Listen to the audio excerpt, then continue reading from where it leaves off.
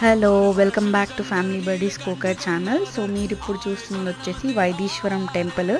పేరుకు తగ్గట్టు వైదీశ్వరం అంటే డాక్టర్ అని అండ్ అలాగే శివుడు అని వస్తుంది.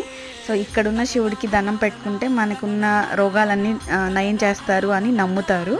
అలాగే ఇది అంగారక గ్రహానికి సంబంధించిన ఆలయం అన్నమాట.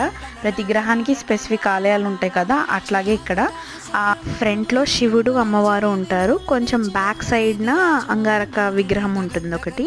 అండ్ ఇక్కడ కోనేరు ఉంటుంది, అందులో వాటర్ తీసుకెళ్ళి స్నానం చేస్తారు కూడా. అండ్ ఇది వచ్చేసి చిదంబరం.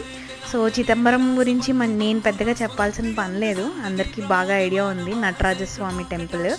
అండ్ ఇది ఎందుకు ఫేమస్, మనిషికి ఈ టెంపుల్కి ఎన్ని కనెక్షన్స్ ఉన్నాయో మనం చాలా వీడియోస్లో చూసే ఉంటాం.